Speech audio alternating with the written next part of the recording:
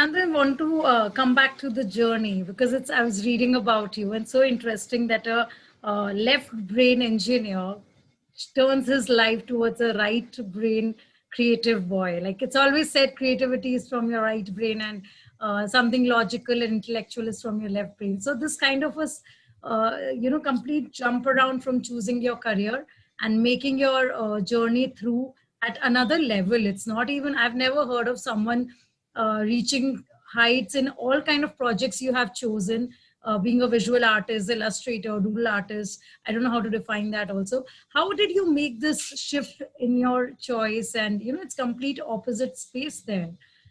Yeah, I think it's because I've never thought of things independent of anything. I've always thought of things to be connected in some way or the other. Like, for example, also when it came to art and design, for me, engineering, during my engineering days, I was really into engineering drawing. So which actually taught me the discipline, like drawing mechanical parts and calculations and all sorts of things that were involved in those big charts. So if you look in machine drawing and engineering drawing, you'll see that like huge charts. We had to 5-hour long, 6-hour long examinations. We just had to do calculations and draw out engine parts, machine parts, and all. So that was very hard. It's very laborious, and it required a lot of discipline. So did you doodle in the class, like while the lectures were going on? Yeah, of course. We all have done that. So, on the desk and everywhere else. Yes, of course. Yeah. And I sold off some of them to some of my friends also for a few $100 initially. Yeah. So I was a proper hustler. Even in school, I used to sell off sketches of superheroes and all for extra canteen money or for chips and stuff like that. So, I used to draw a lot. So basically, even during college, I was not very keen in the subject that I was being taught. Like, I only passed in engineering drawing and machine drawing. The other subjects I always failed. I'm really sorry to say that, but then I shouldn't be telling people that. You're happy you failed there, so you could succeed. No, I'm not that very happy that I failed there because it was a very bad situation. My folks were really not happy with my results, and I was getting depressed because I was not being able to come out of it. I really failed miserably in my engineering days, and I was really not cut out for it, basically. And there was constant pressure from my relatives, my parents, because I was already in it and I had to finish it some way or the other. Log kya bolenge and all that shit. So it was always there. So that was like a different pressure altogether.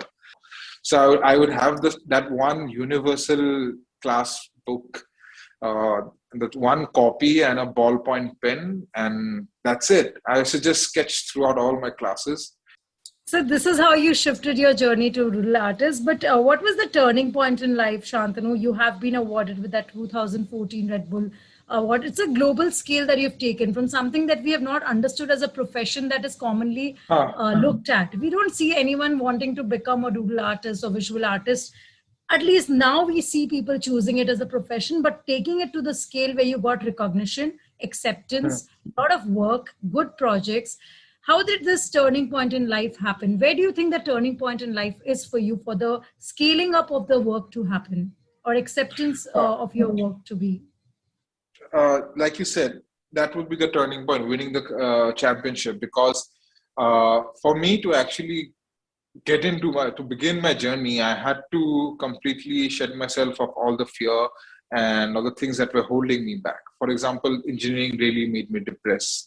I go into depression. I was clinically depressed. I was undergoing treatment for that. I was under medication also.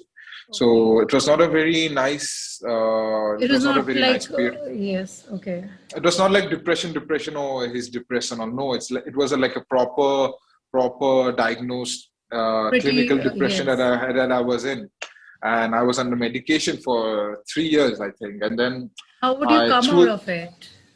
Drawing, I just kept drawing. That's all. I kept reading. So what I did, I started reading a lot. I started reading. I started watching more movies, like more art films, and I got into physics and science because I always loved science. But the thing is, I didn't enjoy engineering. I got confused between science and engineering. I thought both of them the same thing, but they are As not. we're They're told, like really, yeah, they're way really poles apart. apart. So I got into a lot of reading, a lot of metaphysics, a lot of physics, and a lot of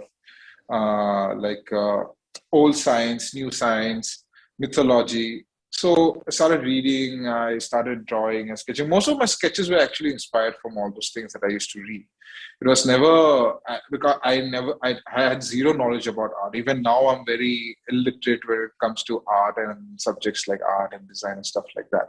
So because of which I started developing my own unique style because I didn't have many references or inspirations or idea about other We're not artists. preoccupied with any notion about it or ideas Yes, about it. yes, yes.